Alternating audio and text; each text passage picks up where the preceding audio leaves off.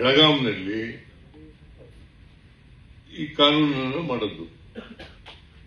ಜನಸಂಖ್ಯೆಗೆ ಅನುಗುಣವಾಗಿ ಮೀಸಲಾತಿ ಇರಬೇಕು, ಅಲ್ಲ SCP TSP ನಲ್ಲಿ ಹಣ ಖರ್ಚು ಮಾಡಬೇಕು ಅಂತ ಮಾಡಿದ್ದು ಯಾರು?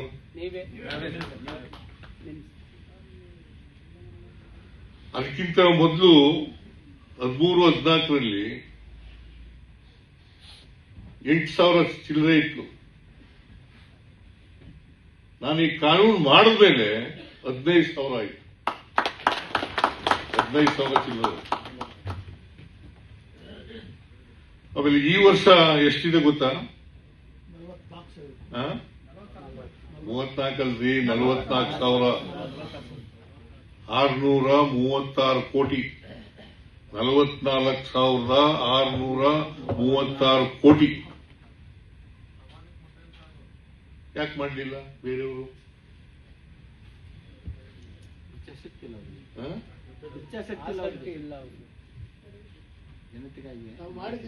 ಸಾಮಾಜಿಕ ನ್ಯಾಯಕ್ಕೆ ಬದ್ಧತೆ ಇಲ್ಲ. 7D ಬದಲಾವಣೆ ಮಾಡಿದವರು ಯಾರು?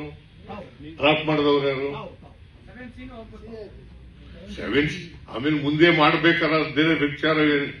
7D ಅದನ್ನ ಡ್ರಾಪ್ ಮಾಡಿದವರು ಯಾರು? ಅಮೆಂಡ್ಮೆಂಟ್ ಮಾಡಿ ಆಯ್ತು. ಈಗ 4% ಬಡ್ಡಿನಲ್ಲಿ 10 ಲಕ್ಷದವರಿಗೆ ಸಾಲ ಸಿಗಬೇಕು ಬ್ಯಾಂಕ್ನಲ್ಲಿ, KSFCನಲ್ಲಿ ಅಂತ ಮಾಡಿದವರು ಯಾರು?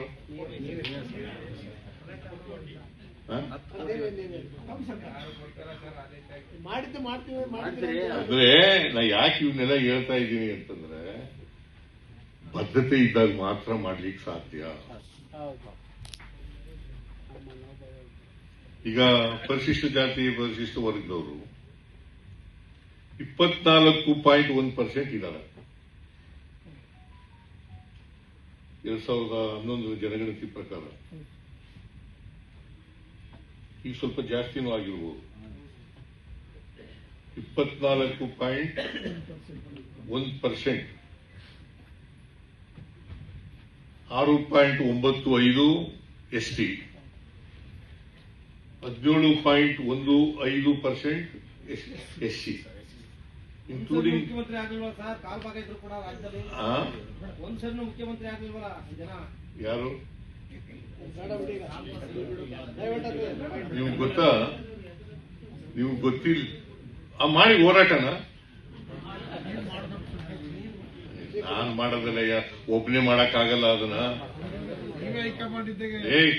ಸುಮ್ಮನೆ ಏನೇನೋ ಮಾತಾಡ್ತೀರಿ, ಕೂತ್ಕೊಂಡು ಏನೋ ಮಾತಾಡ್ತೀರಿ,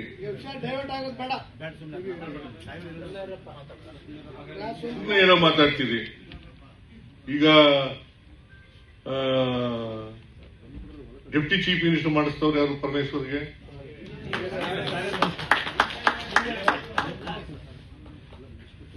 ನಾಲ್ಕೈದು ಮಾಡಬೇಕು ಅಂತಿದ್ರು.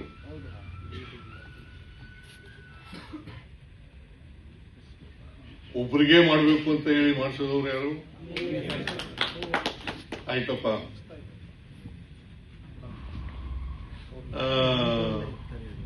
ಬಡ್ತಿಲಿ ಮೀಸಲಾತಿ ಏನ್ರಿ ಪ್ರೊಫೆಸರ್? ಬಡ್ತಿಯಲ್ಲಿ ಮೀಸಲಾತಿ ಯಾವ್ದಾದ್ರು ರಾಜ್ಯದಲ್ಲಿ ಇದೆಯಾ?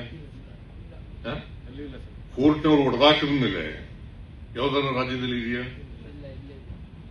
ರತ್ನಪ್ರಭಾ ಆಮೇಲೆ ರತ್ನಪ್ರಭಾ ಚೀಫ್ ಸೆಕ್ರೆಟರಿ ಇರುವಾಗ ಅವಳ ಅಧ್ಯಕ್ಷದಲ್ಲಿ ಒಂದು ವರದಿ ತರಿಸ್ಕೊಂಡು ಆ ವರದಿನ ಒಪ್ಕೊಂಡು ಕಾನೂನು ಮಾಡಿ, ಆ ಕಾನೂನು ಚಾಲೆಂಜ್ ಆಯಿತು ಸುಪ್ರೀಂ ಕೋರ್ಟ್ನಲ್ಲಿ. ಅಲ್ಲಿ ನಮ್ಮ ಪರ ಆಯಿತು. ಮತ್ತೆ ಬಡ್ತಿಲಿ ಮೀಸಲಾತಿನ ನಾವು ಮಾಡೋದು. ಅದ್ಯಾಕೆ ಬೇರೆ ರಾಜ್ಯದಲ್ಲಿ ಮಾಡಲಿಲ್ಲ? ಬೇರೆ ರಾಜ್ಯದಲ್ಲಿ ಇದೆಯೇನ್ರಿ ಬಡ್ತಿ ಮೀಸಲಾತಿ?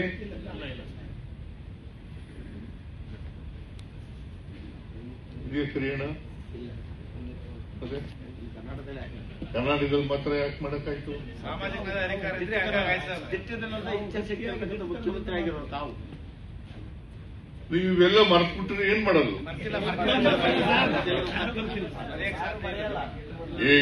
ನನಗೆ ಧಿಕ್ಕಾರ ಕೂಗಿರೋರು ಎಷ್ಟು ಜನ ಇದ್ದೀರಿ? ಒಳ ಮೀಸಲಾತಿ ಮಾಡೋವರಿಗೆ ಕೇಳಪ್ಪ ಅಲ್ಲಿ ಪತ್ರಿಕೆ ತೋರಿಸ್ಲಾ?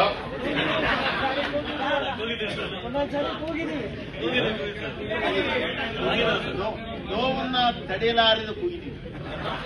ನೋಡಿ ಟ್ವೀಟ್ ಮಾಡ್ಕೊತಾ ಇದ್ದಾರೆ. ನೋವನ್ನ ತಡೆಯಲಾರದೆ ಕೂಗಿದ್ದೀವಿ. ನೋವು ಬಂದಾಗ ಏನಾದ್ರು ಅಂತೀವಿ ಸರ್. ನಿಮ್ಮಿಂದನೇ ಸಾಧ್ಯ ಅಂತಾನೆ ಬೈದಿರೋ ಸರ್.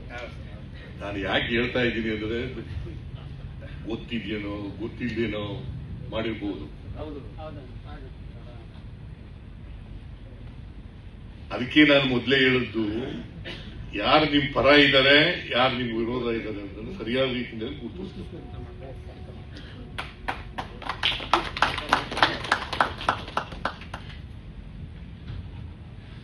ಅವರಿಗೆ ಬೆಂಬಲಿಸ್ತಕ್ಕಂಥ ಕೆಲಸವನ್ನು ಮಾಡಬೇಕು ಅಲ್ವಾ? ಇಲ್ಲದೆ ಹೋದ್ರೆ ಪ್ರಯೋಜನ ಆಗಲಿಲ್ಲ. ಈಗ ನರೇಂದ್ರ ಮೋದಿ ಅವರು ಹ್ಯಾಕ್ ಮಾಡಿಲ್ಲ?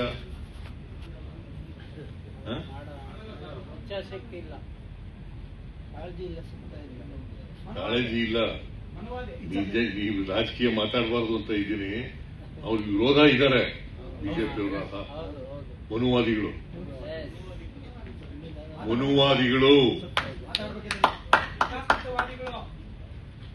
ಅವರು ವಿರೋಧ ಇದ್ದಾರೆ. ಹಿಂಗೆ ಮುಂದುವರಿಬೇಕು. ಆಗ ಮಾತ್ರ ನನಗೆ ಶೋಷಣೆ ಮಾಡಲಿಕ್ಕೆ ಅವಕಾಶ ಆಗೋದು ಅಲ್ವಾ? ಬಡತನದಲ್ಲಿರೋರು ಇರಲೇಬೇಕು, ಶ್ರೀಮಂತಿಗೆ ಇರಲೇಬೇಕು, ಜಾತಿ ವ್ಯವಸ್ಥೆ ಇರಲೇಬೇಕು, ಚತುರ್ಣ ವ್ಯವಸ್ಥೆ ಜಾರಿ ಆಗಬೇಕು. ಮಾಡಿ ಬಾಬಾ ಸಾಹೇಬ್ ಅಂಬೇಡ್ಕರ್ ಅವರು ಸಂವಿಧಾನ ಆಕ್ಷೇಪ ಆದ್ಮೇಲೆ ಕಾನ್ಸ್ಟಿಟ್ಯೂಂಟ್ ಅಸೆಂಬ್ಲಿನಲ್ಲಿ ಅದನ್ನು ವಿರೋಧ ಮಾಡಿದವರು ಯಾರು? ಮನುವಾದಿಗಳಲ್ಲ. ಬಂದ ತಕ್ಷಣ ಎಂಥದ್ದು ಎಂಥದ್ದು ಗಾರ್ಡ್ ಒಂದು ಪತ್ರಿಕೆ ಬಂದಿದೆಯಲ್ಲ, ಯಾವುದು ಇಂಗ್ಲಿಷ್ ಪತ್ರಿಕೆ,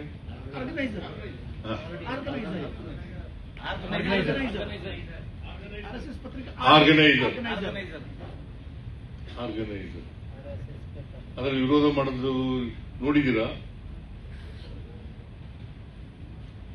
ಸಂವಿಧಾನ ಜಾರಿಗೆ ಬಂದಾಗ ಅದನ್ನು ವಿರೋಧ ಮಾಡಿದವರು ಯಾರು? ಮನುವಾದಿಗಳು.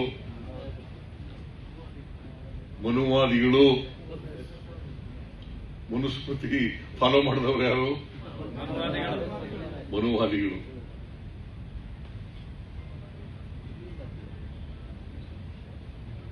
ಇಂದ ಇವತ್ತು ವಿಚಾರ ಸಂಕಿರಣ ಇಟ್ಕೊಂಡಿದ್ದೀರಿ, ಬಹಳ ಸಂತೋಷ. ನಾನು ನಿಮ್ ಪರ ಇರ್ತೀನಿ.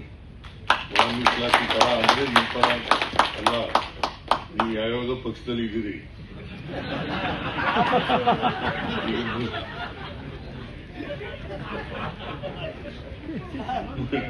ಮಾಸಂದ್ರ ಮುನಿಯಪ್ಪ ಹಾಗಂತೇಳಿ ನಾನು ಅವ್ರ ಜೊತೆ ಇರಕ್ಕಾಗಲ್ಲ.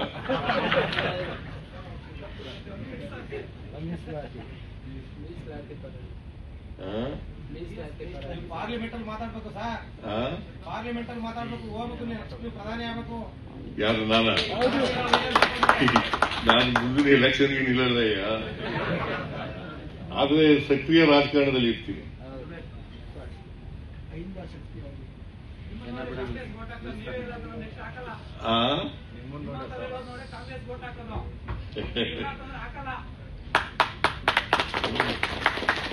ಅದಕ್ಕೆ ಸಕ್ರಿಯವಾಗಿ ಕ್ಯಾಂಪೇನ್ ಮಾಡ್ತೀನಯ್ಯ. ಈಗ ನನಗೆ 80ನೇ ವರ್ಷಕ್ಕೆ ಕಾಲಿಟ್ಟಿದ್ದೀನಿ ನಾನು. 120 ಏನಾಗಲ್ಲ.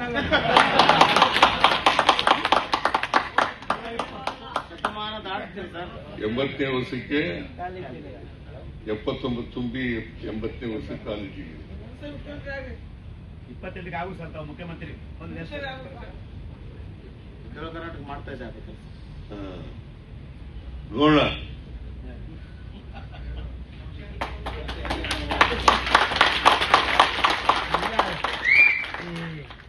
ಒಂದು ಯೋಚನೆ ಮಾಡಬೇಕು ನೀವು. ಒಂದು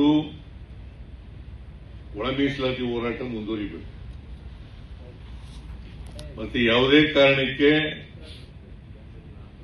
ನಿಮ್ಮಲ್ಲಿ ಭಿನ್ನಾಭಿಪ್ರಾಯಗಳಿದ್ದಾವೆ ಅನ್ನೋದು ಹೋರಾಟ ಮಾಡಿ, ಆದರೆ ಗುರಿ ತಲುಪುವವರೆಗೂ ಹೋರಾಟ ಮಾಡಬೇಕು. ಎಲ್ಲರೂ ಒಟ್ಟಿಗೆ ತಗೊಂಡು ಹೋಗ್ತಕ್ಕಂಥ ಕೆಲಸವನ್ನು ಮಾಡಬೇಕು. ಸ್ಪೃಶ್ಯರು ಅಸ್ಪೃಶ್ಯರು ಎಲ್ಲ ಒಟ್ಟಿಗೆ ತಗೊಂಡು ಹೋಗ್ಬೇಕು. ಯಾರ ಅವಕಾಶಗಳಿಂದ ವಂಚಿತರಾಗಿದ್ದಾರೆ ಅವರೆಲ್ಲರೂ ಕೂಡ ಒಟ್ಟಿಗೆ ಹೋಗ್ತಕ್ಕಂಥ ಕೆಲಸವನ್ನು ಮಾಡಬೇಕು. ಅದೇ ನಮ್ಮ ಉದ್ದೇಶ.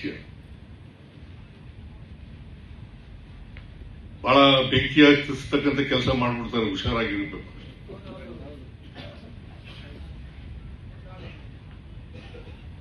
ಅದರಿಂದ ನಿಮ್ಮ ಈ ವಿಚಾರ ಸಂಕಿರಣದಲ್ಲಿ ಏನ್ ಬರ್ತದೆ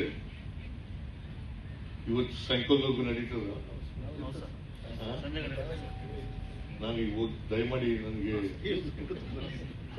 ಮನವಿ ಸಭೆ ಮುಖಾಂತರ 4 ಸಮಾಜದ ಮಂತ್ರಿಗಳು ಕರೆದು ನಮ್ಮ ನಾಯಕತ್ವದಲ್ಲಿ ಸಿಎಂ ಹತ್ರ ಒಂದು ಅರ್ಜೆಂಟ್ ಮೀಟಿಂಗ್ ಮಾಡ್ತಿದ್ದೀವಿ. ಅವ್ರು ಒಪ್ಕೊಂಡು ಬರೋದಾದ್ರೆ ನಂದೇನು ತಕರಾರಿಲ್ಲ. ನೋಡಿ, ಇವತ್ತು 2 ಮಂತ್ರಿಗಳು ಕರೆದಿದ್ರಿ, 2 ಮಂತ್ರಿಗಳು ಬಂದಿಲ್ಲ. ನೆಕ್ಸ್ಟ್ ಬರಾಗ ಮಾಡ್ತೀವಿ ಸರ್. ಗೊತ್ತಿಲ್ಲಪ್ಪ, ಹೇಳಿದೆ ನಾನು. ಇವತ್ತು 2 ಮಂತ್ರಿಗಳು ಕರೆದಿದ್ರಿ ಅಲ್ವಾ? ಅವ್ರು ಬಂದೇ ಇಲ್ಲ. ಸಾಹೇಬರಿದ್ರೆ ನಮ್ದೇನಿಲ್ಲ, ಅದು ಬೇರೆ ವಿಚಾರ. ಅಲ್ಲಿ ಈಗ ಮುನಿಯಪ್ಪನವ್ರ ಹತ್ರನೇ ಸಮಾಜ ಕಲ್ಯಾಣ ಇದೆ, ಹೋರಾಟ ಮಾಡಿ ತಗೊಂಡಿದ್ದಾರೆ, ಅದು ಬೇರೆ ವಿಚಾರ.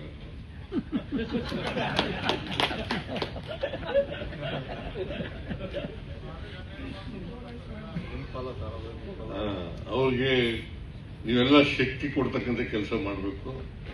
ಬಟ್ ಯಾರನ್ನೂ ಅನ್ಯಾಯ ಆಗಬಾರ್ದು, ಯಾರಿಗೂ ಅನ್ಯಾಯ ಆಗಬಾರ್ದು, ಎಲ್ರಿಗೂ ನ್ಯಾಯ ಸಿಗ್ಬೇಕು. ಅದೇ ಸಾಮಾಜಿಕ ನ್ಯಾಯ.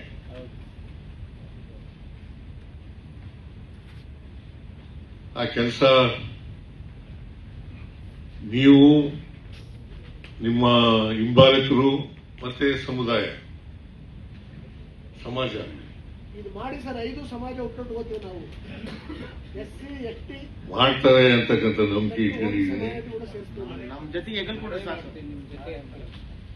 ನಮ್ ಜೊತೆಗೆ ನಾನು ಒಳ ಮೀಸಲಾತಿ ಪರ ಇದ್ದೇ ಇರ್ತೀನಿ. ನಾನು ಸಂಬಂಧಪಟ್ಟಂತ ಮುಖ್ಯಮಂತ್ರಿಗಳ ಜೊತೆ, ಮಂತ್ರಿಗಳ ಜೊತೆ ಮಾತಾಡುತ್ತೇನೆ.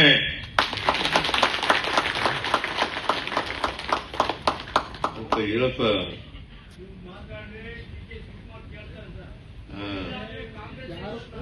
ನೀವು ಹೇಳೋದು ಇಲ್ಲಿ ಹೇಳ್ತೀನಿ ಅಂತಲ್ಲ,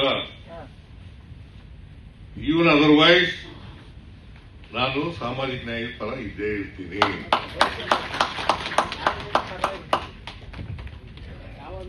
ಮುಂದಿನ ದಿನಗಳಲ್ಲಿ ಮಾದಿಗರಿಗೆ ರಾಜಕೀಯ ಶಕ್ತಿ ಹೆಚ್ಚು ಕೊಡಿ ಸರ್. ಮಾದಿಗರಿಗೆ ರಾಜಕೀಯ ಶಕ್ತಿ ಬರಂಗೆ ಹೆಚ್ಚು ಅವಕಾಶ ಕೊಡಿ. ತಮ್ಮ ಕಾಲದಲ್ಲಿ 28ಕ್ಕೆ ನೋಡೋಣ. ಸ್ಥಾನಮಾನಗಳನ್ನು ಹೈದರಾಬಾದ್ ಕರ್ನಾಟಕದಲ್ಲಿ ಕೊಟ್ಟಿಲ್ಲ ಸರ್. ಅದರಿಂದ ವಿಚಾರ ಸಂಕಿರಣದಲ್ಲಿ ಭಾಗವಹಿಸಿ ಇದನ್ನು ಅತ್ಯಂತ ಸಂತೋಷದಿಂದ ಉದ್ಘಾಟನೆ ಮಾಡಿದ್ದೀನಿ ಅಂತ ಹೇಳ್ತಾ, ಬಾಬಾ ಸಾಹೇಬ್ ಅಂಬೇಡ್ಕರ್ ಅವರು, ಜಗಜೀವನ್ ರಾಮ್ ಅವರು, ಕೃಷ್ಣಪ್ಪನವರು